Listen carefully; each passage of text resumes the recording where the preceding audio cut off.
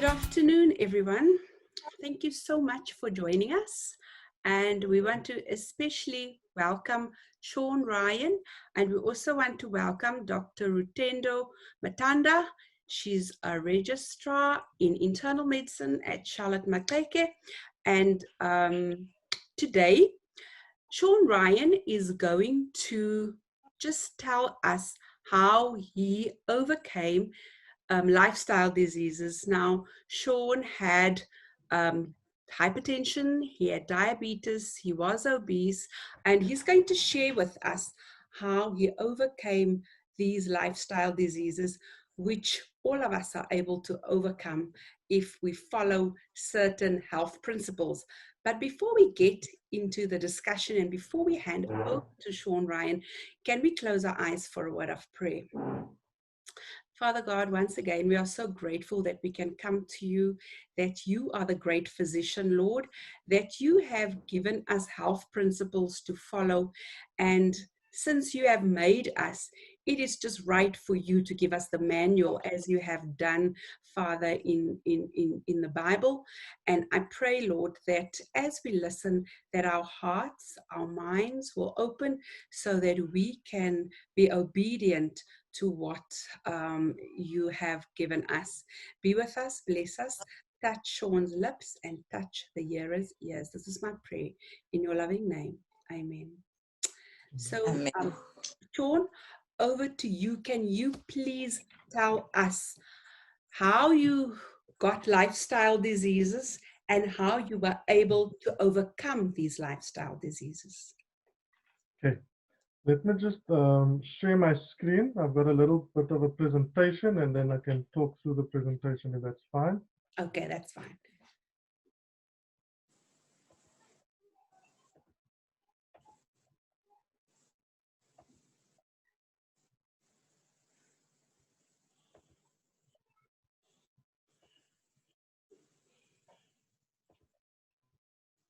Can you see that?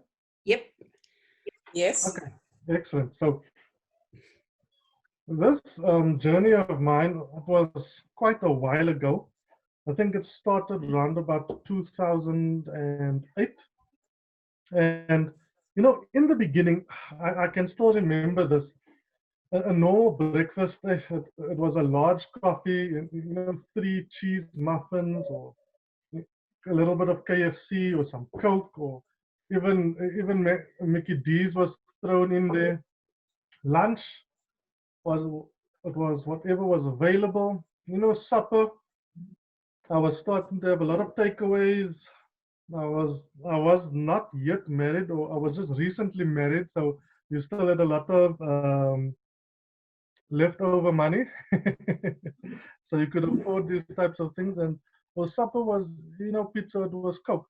So as you can see, from an eating perspective, it was not very healthy. It was anything and everything that I wanted. The one thing is that I love being active. I loved exercising. I did kickboxing. But then around about 2008, I think everything started getting a bit haywire. Work as a whole became really demanding. Work became extremely out of control, and as a result of that, my stress levels went through the roof, and my weight as a whole um, got way, way, way out of control. And I started feeling much more sicker. I wasn't feeling well. I was tired all the time. I was fatigued. I couldn't get out of bed. So, I think it was early 2008. That's when I went to the doctor to go and have my bloods checked, because you know not only that, but this ran or runs in the family. Not only colon cancer, but blood sugar problems and heart problems. So I thought, wait a minute, let me just go and check myself out just to find out if there's something wrong with me, because this does run in my family.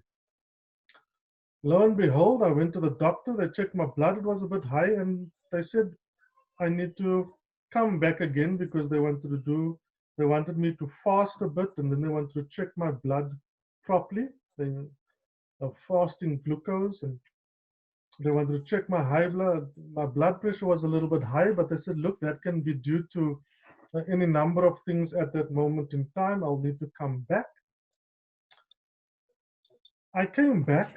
I did the whole thing with regards to the testing of my blood sugar, and it was confirmed that I had type 2 diabetes.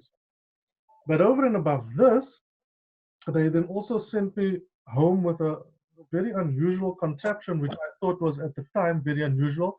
I had to sleep with it on, whereas it measured my blood pressure throughout the day and throughout the night, which I can tell you it was still the most uncomfortable sleep that I've ever had. But long story short, I was then also diagnosed with high blood pressure. In fact, even at night when I was sleeping, my blood pressure was 150, 160 over 100.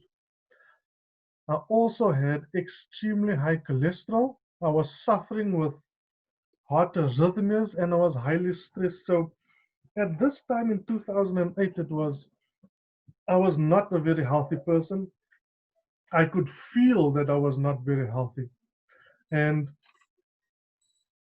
what happened is that around about this time also, I started reading a couple of health books written by a woman by the name of Ellen White. And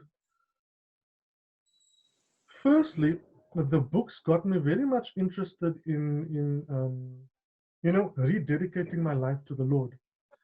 I remember around about late 2008, I started reading a book called Thoughts from the Mount of Blessings, and it was so startling to see Jesus' words come to life. Mm. And I was just so amazed with this book. And as I started reading this, I thought this was one of the most amazing books I'd ever come across. And it made me more interested in knowing more about what this person was writing. And her name was Ellen White because I'd never come across her before. But I thought, wait, let me see what else she has to say on whatever topic.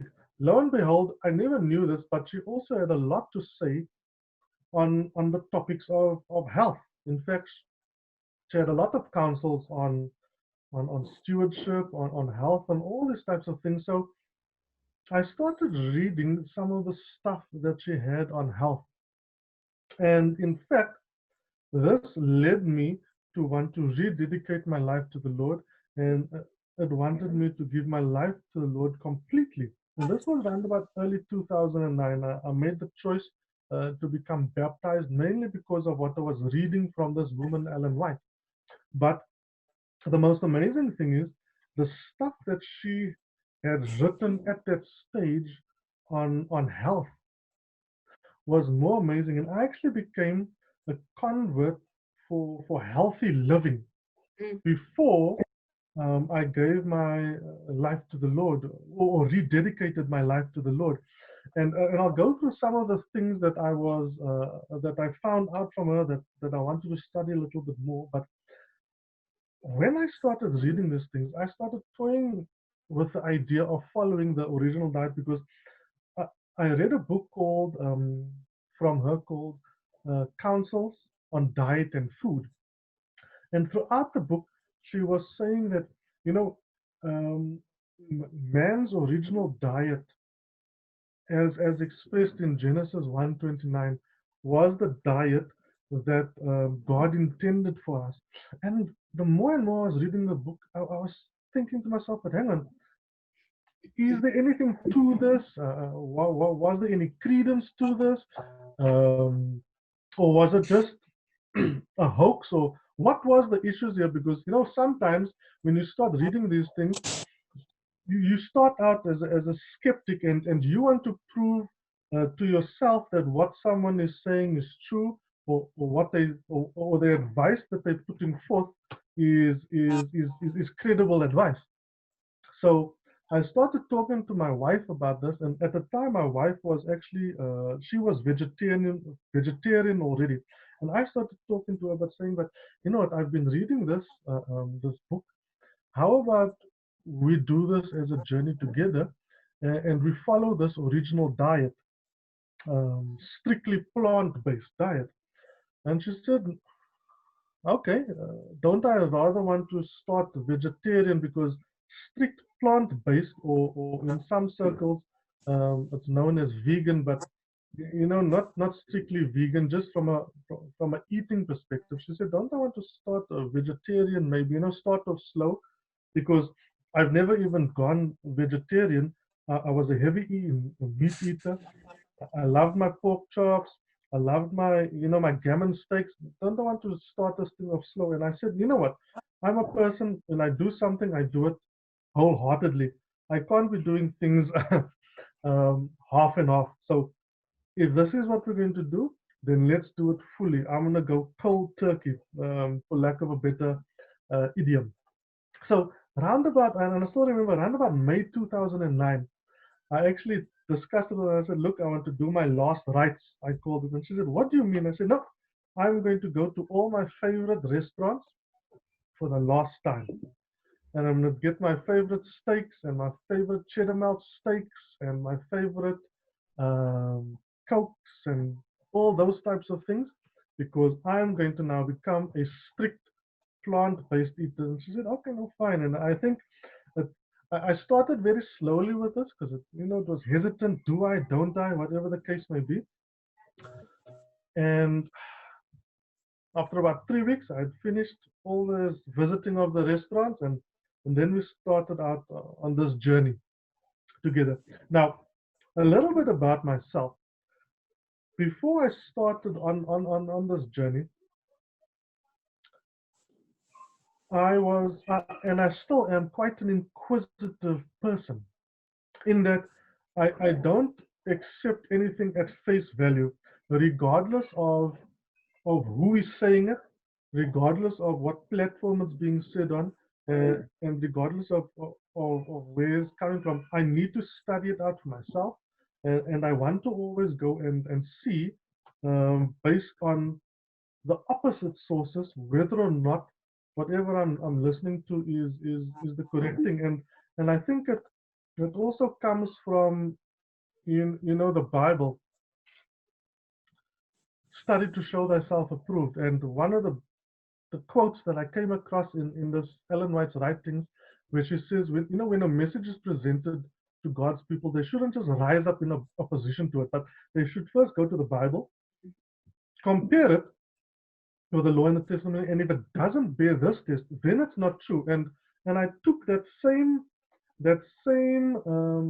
way of thinking with regards to this transitioning to a different type of diet altogether, because the way I looked at it, I first wanted to see what she had to say. Then I went to go and study it out. I wanted to look at, what's the scientific credence for all of this? Is there some food science behind this? Is there maybe some clinical science behind this? Does it back up what this person is saying? Because you hear horror stories all the time where people, um, they go onto a whole new way of living, a whole new diet, and they either get very sick, and in some extreme cases, they even kill themselves. So I said, no, I want to go and see if what she's actually saying is actually true. Let me go out and prove her wrong, so to speak. So some of the stuff which really blew me from the perspective of what I read from Ellen White, and it all came from this book called Counsels on Diets and Foods, and then another book called Minister of Healing. I mean, I read that she made really some outrageous, and I'll say it, she made some outrageous statements to me that really threw me. For one of the things, she said, in grains, fruits, vegetables, and nuts are to be found all the food elements that we need. And I said to myself, really? Grains, fruit, nuts, and vegetables, that's it. Nothing else. Over and above that, she then started talking about sugar. And she said far too much sugar is used. Cakes, puddings, pastries, jellies, jams, they causes of indigestion. Especially harmful are custards and puddings in which the combination of milk, eggs, and sugar are the ingredients. And I said, my goodness. Now you're starting to touch my custard as well. And I really wanted to start studying this out because it was almost as if everything that I was used to eating at that time was being said, but this is actually not good for you. There was things, don't have a lot of salt. I used to love salt. I loved spicy food. I still do sometimes. Don't eat pickles, mince pies. I mean, who doesn't like a pie? And she said mince pies should never find a place in the human stomach. It gives a miserable quality of blood. Then I think one of the biggest things was this statement, which says, tea, coffee, beer, wine, any type of liquor is not good for the body. Mm. Water is the only thing that is needed to cleanse the tissues and cleanse the body. And then I think my end all and be all is was I said, well, cheese should never be introduced into the stomach at all. And I said, oh my goodness, what have I got myself into now?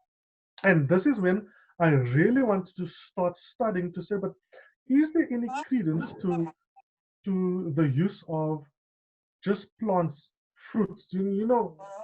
People just think, well, you eat fruits and vegetables, and by mistake, some lettuce came onto the plate because someone dropped it there. That was the way. But we grew up eating healthy foods, so it wasn't as if it was alien to me because that way of eating, the whole potatoes, the salads, Mm. it used to be that, but I had lost contact with it over the years, and I started eating very unhealthily, and I want to go back to that type of thing. But to go to the point where it's only fruits, vegetables, grains, and nuts, that was territory in which I'd um, never stepped into before. So I thought to myself, wait, let me go and study this thing out just to see if there's some credence to all of this. So I'm going to take you through some of the things that I learned on my personal journey in terms of some of the science that I learned and some of the things that I then started to put into practice. For example, I want to understand, well, if I'm going to stop meat, or if I'm going to stop chicken, or if I'm going to stop pork or turkey or whatever else may be, what is there that can replace that? Because one of the things that I had learned is that I shouldn't replace food, I should replace nutrients. So I found out that something called flaxseed was the highest vegetarian source of omega-3 that there is. I didn't know what flaxseed was before this, but I was eager to try it out because I knew that I needed to have some sort of healthy fat. Then I found out that sesame seed is one of the richest sources of calcium on earth. It's just that we hardly ever eat it. Pineapple actually aids in digestion. It stimulates the immune system. Apples detoxifies the system and it aids the liver. And I was starting to become amazed and I thought, but I never knew that fruits, vegetables, and plain old salad could have this amazing effect on the body. Cucumber, I found out, was a blood cleanser. Celery, which I hardly ever ate except as an hors d'oeuvre at a party sometime, actually enhances your memory. It aids the body in eliminating carbon dioxide. Then I found out that, and I was really interested in this because there was a family history of cancer. I found out that there was actually some foods that you could eat that actually could detoxify carcinogens and actually help you prevent getting cancer. Carrots, parsleys, broccolis, cabbage, tomatoes, brinjals, peppers, and I thought, my goodness, there's such a plethora of these things.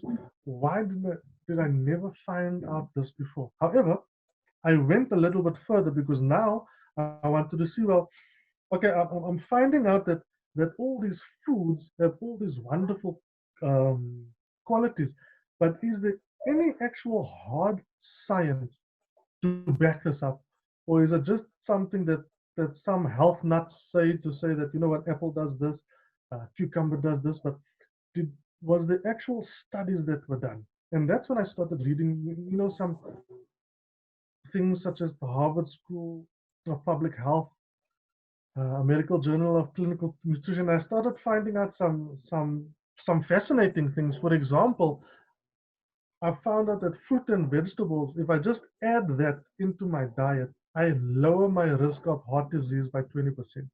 I lower my risk of stroke by 31%. In fact, every serving of green leafy vegetables that I have in my plate decreases my heart disease risk by 23%. I said, but sure, we never knew this before. I never knew this before. I should start eating more like this. Then water. Oh, sometimes water was something that you don't drink all the time. Well, not me. I mean, it's not like I drank 8 to 10 glasses of water a day. I used to have some water, but it was interspersed with some Coke, coffee, tea, energy drinks, something like that. It wasn't just pure water, and it wasn't just your 8 to 10 glasses of water a day. But then I started finding out that, what? When you drink pure water, you actually have a 50% lower chance of suffering from a heart attack.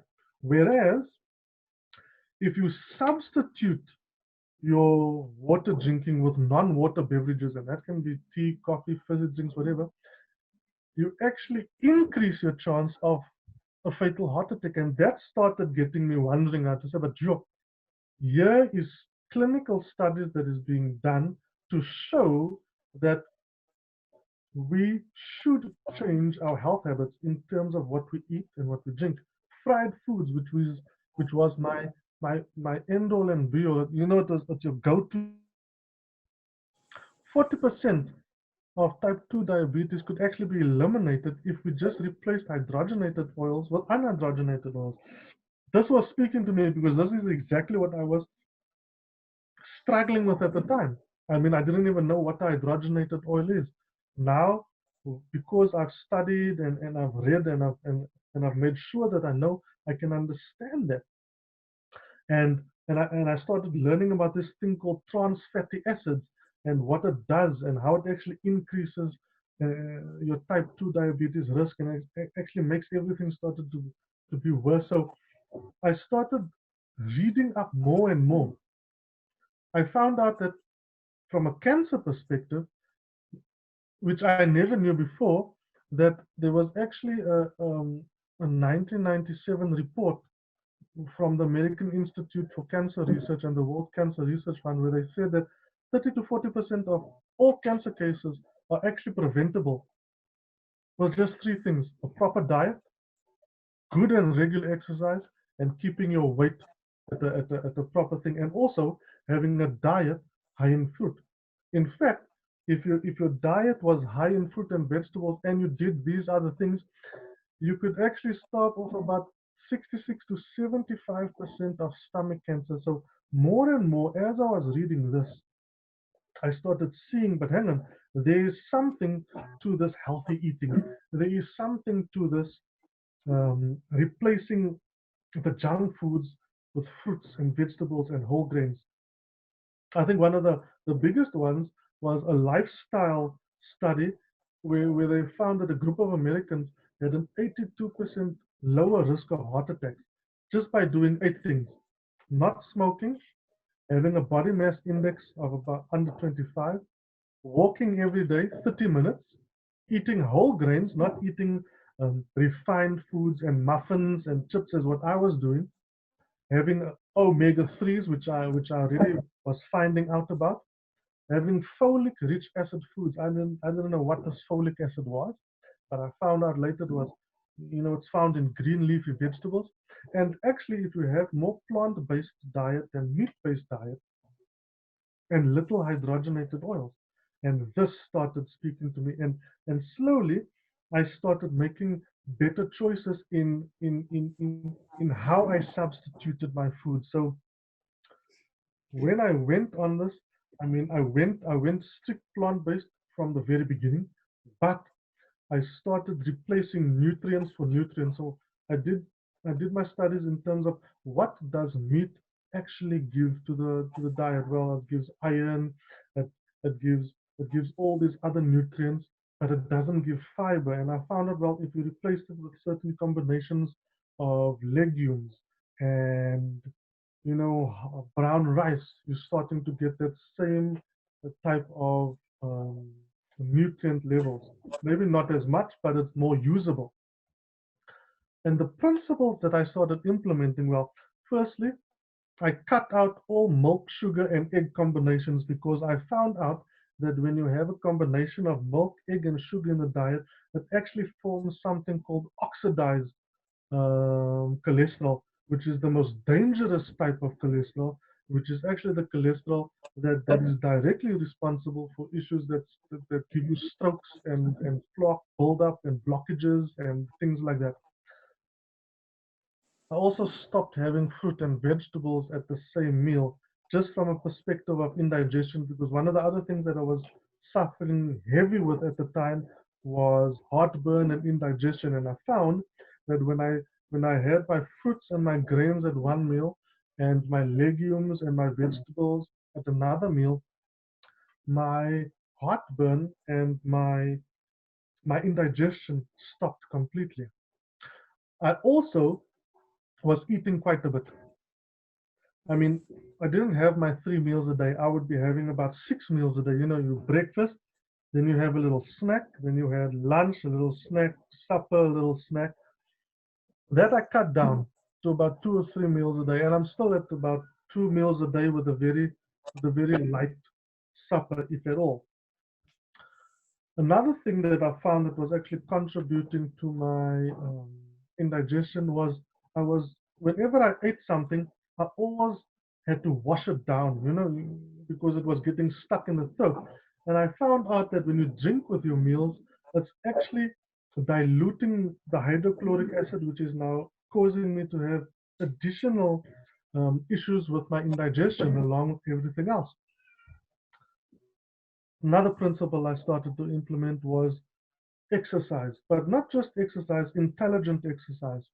I there was this concept of walking after every meal. Now, from a diabetic perspective, I found that this was one of the best things because one of the things that a diabetic person suffers with is that when they eat a high fat meal, there's a spike in their blood sugar afterwards.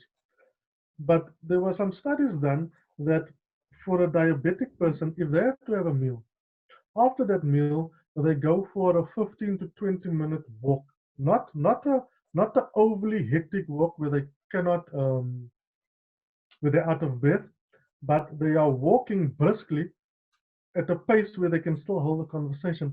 It was found that it actually flattened the curve, a concept that we all know now, flattening the curve, but it actually flattened the curve of that spike in the sugar after they had the meal. That was one of the major things from a diabetic perspective. I also found out about this thing called intermittent fasting. And I found that short term fasting was much better than long term fasting.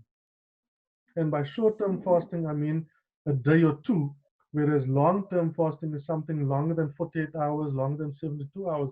And I found that when you fast for short bursts, like you fast for a meal or two, or you fast from lunch now until breakfast tomorrow, it actually resets your circadian rhythms. It from a for a diabetic, it improves the ability of the cells to open up and respond to insulin, and it reduces free radical damage and inflammation, which I found out that diabetes actually adds to the inflammation into your body. So this was talking to me. Whereas I heard about people going for long fasts, 30 days, 40 days, 20 days, and I found that long-term fasting actually decreases the ability of your body to kill bacteria. Phagocytosis still happens, but it suppresses the ability to actually kill the bacteria properly. And then it causes your adrenals to produce all this excess cortisol, and this decreases your antibodies production, and it even increases your lymphocytes efficiency. So you can fast for long, but your immune system takes a massive drop. And this is already what I was going through, a depressed immune system. So I started having intermittent fasting where I wouldn't fast for 2 or 3 days, but I would have a big lunch, and then I would fast. until breakfast the next morning. I started off slow. I would fast for a meal or two with my diabetes, and I would always make sure that I had an orange or some grapes on hand, just in case because I used to have this dizzy spells, if you were diabetic and you don't have something with you, in terms of either some glucose sweets or something like that, Mm. you start to get this sugar cries of the body. But I replaced the sugar and the sweets with grapes and naches and things like that. But what I found out is that the more I did this, the less and less I needed the grapes and the naches and the stuff like that. And I was able to, after a while, not need it at all anymore. I also started doing some hydrotherapy on myself, hot and cold showers, because I found that that actually increases the immune system. No snacking, and I started to have a proper lunch and a proper supper. As a result of this, my breakfast changed completely. I started having whole grain breakfast, so I would either have oats or sorghum cooked in only water, no sugar or no milk, and that would be sweetened with some fruit. And then I would have a teaspoon or two of seeds and a teaspoon or two of nuts. That would be my breakfast, and I actually found that that was able to stabilize my blood sugar much more efficiently for about 4 or 5 hours. Lunch and supper, I started having 50% raw, so half of my plate was salad and the other half was a combination of rice and beans, because what I found out is when I mixed rice and beans, I actually got a complete protein. I cut out all fried foods, I cut out all snacks, I cut out all sweets and chips and chocolates. So basically, I didn't have any sugar other than what I got from fruit. I cut out all oil other than what I got from seeds and nuts. I stopped the pickles and the vinegar and the peppers and stuff. And what I found is that within 3 months, I lost about 25 kilograms, which was, something that was amazing to me. Then, 3 years after I was diagnosed, I went back to the doctor and they were amazed because they said, but hang on, we need to test you some more. You need to come back for tests. And I had to go back for tests about 3 or 4 times because they said, but this is something, this is not right because we're not finding any diabetes anymore in the body. More amazing than that is that when I started going on this journey, I ran a little bit ahead with the 2011 because after I lost weight, after about 3 months, I lost the weight. After about 6 months, my blood pressure started to go within, your 120 um, over 80s, those types of issues, 120 over 70.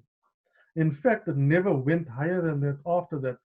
My cholesterol issues completely disappeared. My heart arrhythmias completely disappeared after about 9 months. The blood pressure issues completely disappeared after about 9 months.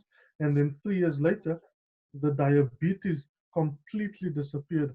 And till today, I still have my diabetes kit with my test strips, and occasionally I still prick my finger just to check. I think it's the skeptic in me because I'm always just checking, and these issues have never reappeared, and I praise God to that for that in that this entire journey was all due to lowering the stress levels, rededicating my life to God, becoming baptized, becoming more involved in the church, changing my breakfast habits, my lunch habits, my exercise habits, my eating habits. I changed my sleeping habits. I started sleeping 7 to 8 hours a day. I didn't stay up after 12 o'clock. I started doing deep breathing exercises. And all of this started completely changing the way I live. And it's changed my life today as well. So much so that Wherever I can, I promote this message of health because I've personally lived through it. Thank you. Thank you so much, Shaun. Yo, that was quite a journey. Now, I'm sure, Dr. Matanda, there must be a lot going through your mind, because the patients that you see in hospital are maybe not as informed as Shaun is. They probably don't read as much. So, as a registrar in internal medicine, what advice can you give to patients to prevent lifestyle or non-communicable diseases? We've now heard Shaun's testimony, and that was quite a journey. But as a doctor practicing in one of our big academic hospitals, what advice can you give to patients to prevent lifestyle diseases? Okay, thank you so much for having me. Maybe just a little bit of a disclaimer. I'm going to share with you my personal views as I see things as a doctor, and I am by no means speaking on behalf of the hospital that I work for. So this is me and my experience as a doctor. It's personally me, right? Okay, and I agree with you. Most patients, or not rather just patients, most people, the ordinary person, doesn't give a second thought of what they're eating.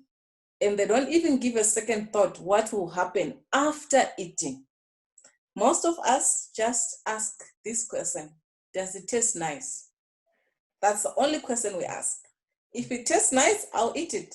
And I've had some times when I'm talking to my patients about lifestyle and making sure they eat more fruits and veggies, and the question I get back is it going to taste nice? So most of us, we don't think beyond the taste buds. But, I always tell people that, your taste buds are always getting shed all the time. Within about 10 days, you're shedding them off. So something that lives for only 10 days really must not determine how you eat. You need to consult your higher function. We are human beings, we think. Yeah. So I appeal to people to use their brains. And most of the time, people actually do not take stock of what they're eating. I have given patients a paper and say, write for me everything that you eat for breakfast. And then, as they write, now it hits them. Then they're like, but I'm not eating healthy, which means all this while, all they're doing is just eating without even giving a second thought. I'll give you a background to my practice. I graduated as a doctor in 2008 in Zim. I'm originally from Zimbabwe. So I graduated from the University of Zimbabwe in 2008. And by then in Zim, we were not seeing so much of the lifestyle conditions. They were there, but they were a little bit less. And as the time went by, we became a global village, and Zim became like South Africa's extension. All our foods and stuff comes from here. We saw this gradual rise. And then there was a time in my practice that I was sort of getting depressed because I was just going to be there as a doctor who's changing patients' prescriptions. And that didn't give me satisfaction, I figured I must be able to do something better than for me to start a patient on antihypertensives and all I'm doing is titrating doses. Okay, I've started you on hydrochlorothiazide 12.5. I've added amlodipine 5 milligram. It's not working. I'm adding another one. Now you're on 10 milligram. I've added a third drug. I've added a fourth drug. It was all just like I asked myself, is this all there is to my practice? Is this what it really means to be a doctor? It really just sort of disturbed me. I was like, I surely can be more useful than this, but I didn't know any better. And like Shaun, then I started reading as well and studying with the religious background and checking stuff. And then I came across this whole foods plant-based diet option. And I was surprised that there are actually a number of doctors who know about these things, who are actually practicing this way, but I just wasn't one of them yet.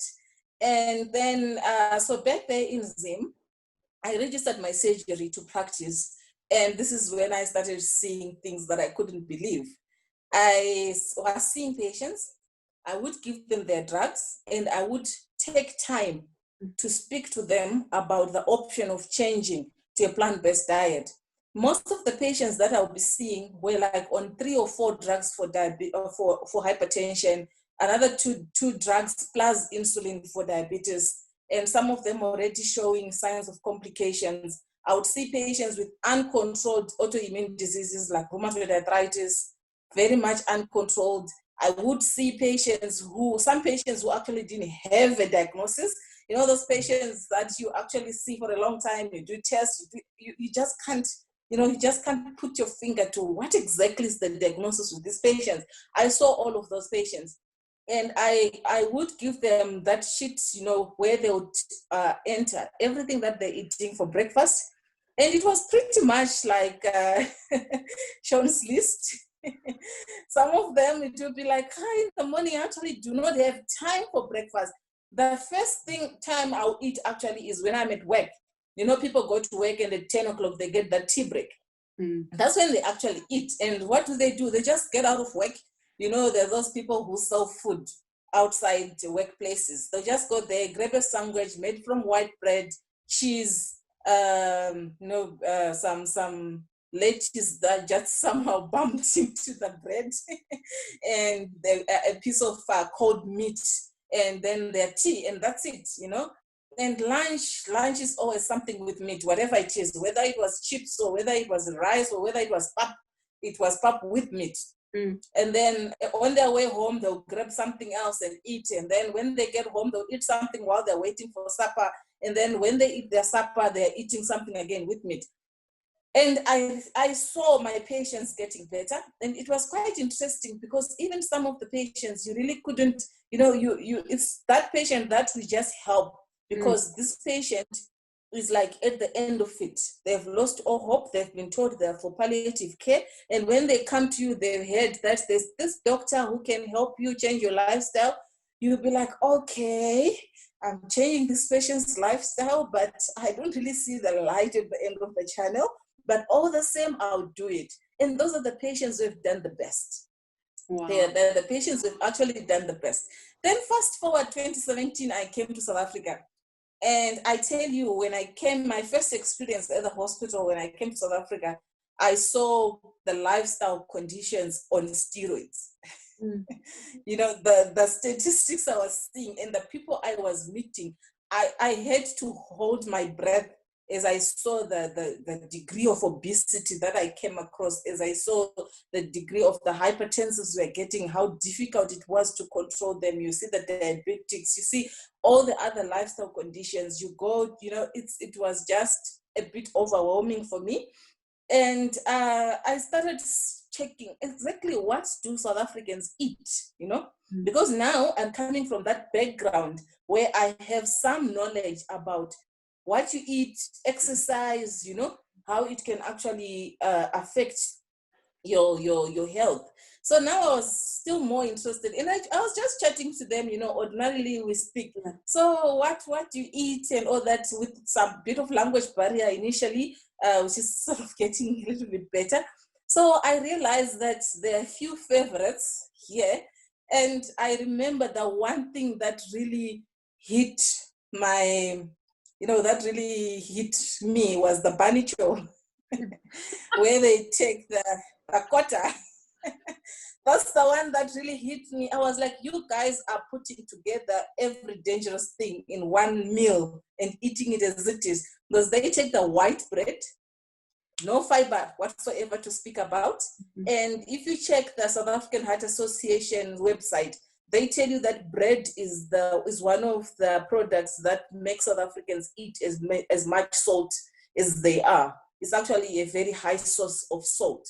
So they take the bread, they put in chips, they put eggs, they put bologna, they put Russian, they put archer, and then they eat this thing. So I was like, guys, all the women I used to joke with, I'll be like, hey, you need to cut down on this. So, and then after that, cool drink is very common. It's a favorite here.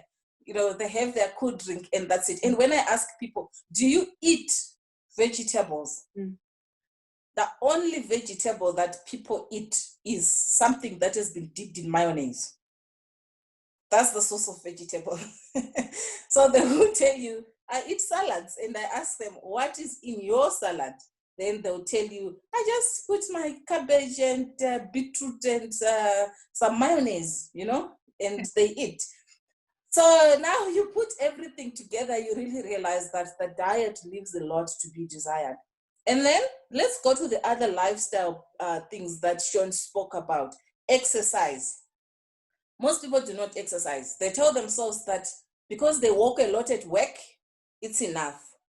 And if you qualitatively look at how much they walk, it's not enough. We know that the recommendation is 10,000 steps a day. WHO has come up with some recommendations, and 10,000 steps a day for at least 4 times a week.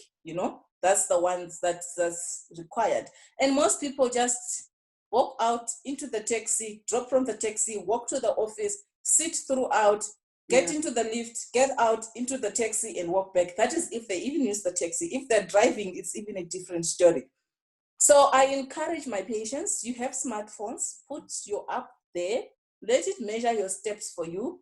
You need to get to 10,000. And when I check on them, how much steps are you doing? They'll be like, doctor, I haven't even been getting to 2,000 steps.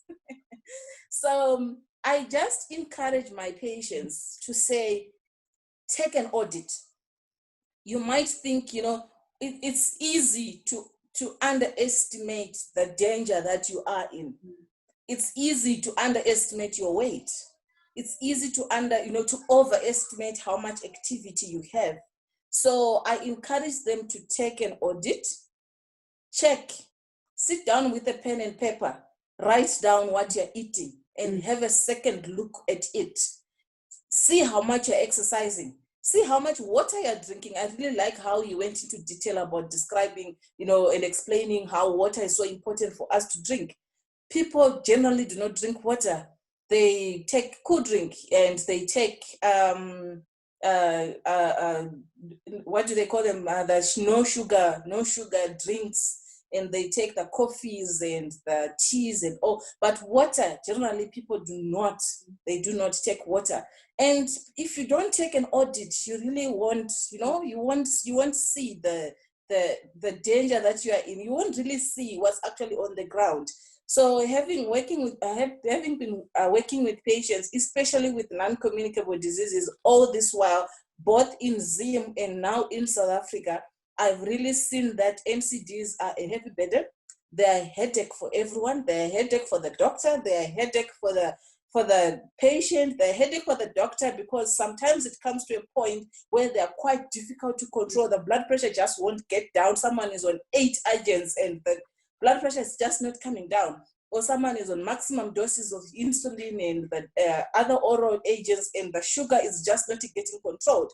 So it gives the doctor a headache, it gives the patient a headache because they know that the conditions they have are actually not getting controlled and they're experiencing the symptoms which just won't go away. And they're also experiencing the complications that come from the conditions that they have. So these non-communicable diseases are actually a huge elephant in the room. And my advice so far to my patients is take an audit, sit down, look at what exactly you're eating, change as much as you can, come as close as possible to unrefined, whole foods, plant-based diet with exercise, drinking water, stopping smoking, and having plenty of expose yourself to fresh air, expose yourself to sunlight. Even if it sounds like little changes, they actually have a big impact on health. Thank you, Dr. Matanda. So it's quite evident that non-communicable diseases, as in Shaun's case, are absolutely reversible, but it is also preventable. We don't have to get there in order to prevent it because there are side effects with it when we do have it. So it's so important for us to realize that we have to take responsibility for our health.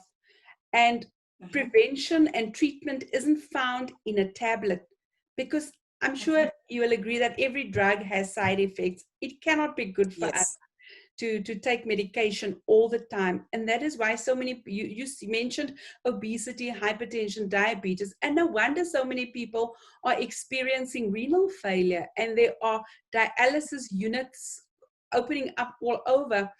And if we want to prevent that, and I was very encouraged by what Shaun said. He took responsibility for his health, and he was able to reverse everything. And that just makes us realize that, there are health principles that we need to follow if we want to enjoy good health.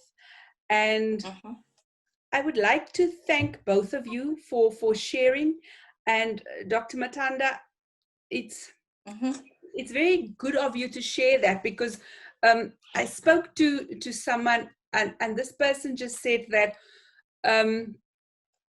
if you are going to help everyone get well and get better, how will it impact your business should you go into private practice? Okay, I know people, people ask that question and people are like, but you're a doctor, hey, but that's why I'm a doctor. A doctor's primary purpose is to save life. If I've learned of anything that can help me to save someone's life, I will. And hey, there's enough space for all of us. So I would rather work, even when I'm working in private. I remember when I left Zim, my private practice was really more of a lifestyle counseling center rather than just a surgery where I issue prescriptions. And once you start working with patients, the results you get actually speak for you. Yes. I never used to advertise and say, come to me, I'll do this to you. But when people bring their patients, or when someone just walks into our door and they get their help, and when they go back, the community sees the changes, the people around them see changes, and then they'll still come.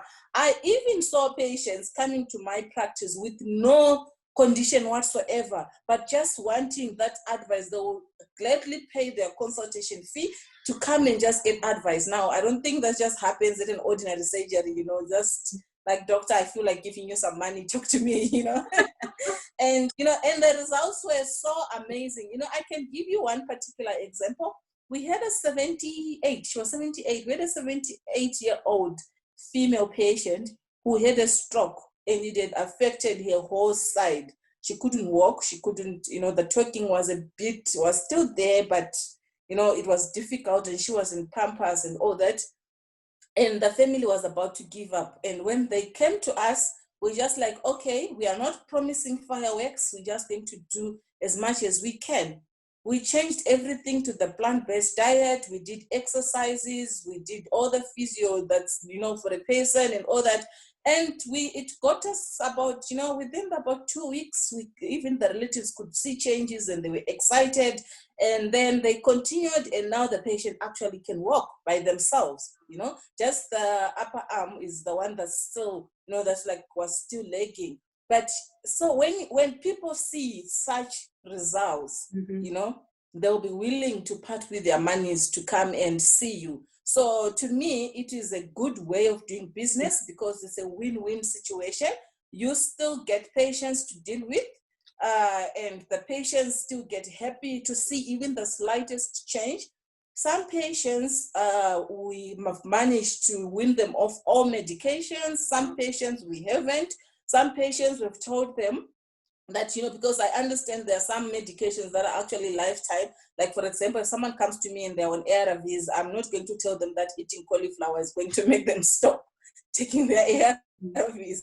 So we also offer that guidance. And I think it's a safe place to come and get advice, because people know that I'm seeing someone who is well-trained, who is giving me advice that's safe, It's not this fly-by-night people who come to you, promise you stuff, stop everything and in the next moment they've disappeared, because I think actually the world needs more of doctors or properly qualified people who can guide them. Because if people feel that the health system is actually shutting them out, they are going to go and still try everything else. And that's not the safest thing we want. So as far as business is concerned, well, it's not really like, getting everyone okay, then there's like no business practically. People still come to you for advice, and as patients come to consult you, as they see the results speak for themselves. You really don't have to stand on top of the mountain and start, and start shouting that people come to see you. And the results are satisfying for both the patient and the doctor, because if there's one thing that a doctor wants, it is to see their patients well. So I think there's always a balance there. An holistic approach, I guess, is what you offer, and that is what is so needed, in terms of diet, medication, the physical, spiritual aspect. All of that is so important, for us as human beings. And once again, I would like to thank you for being so willing to share your knowledge and experience. And it's very refreshing to see a doctor who not only medicates, but who also educates people in terms of prevention of non-communicable diseases. And Shaun, I would like to thank you also for being so willing to share your testimony. I think it's so powerful. I think so many people are going to benefit from it. And before we say goodbye, will you please close for us in prayer? Shaun. No problem. Thank you, Lord, that you've given us these simple things, Lord Jesus, that many of us take for granted.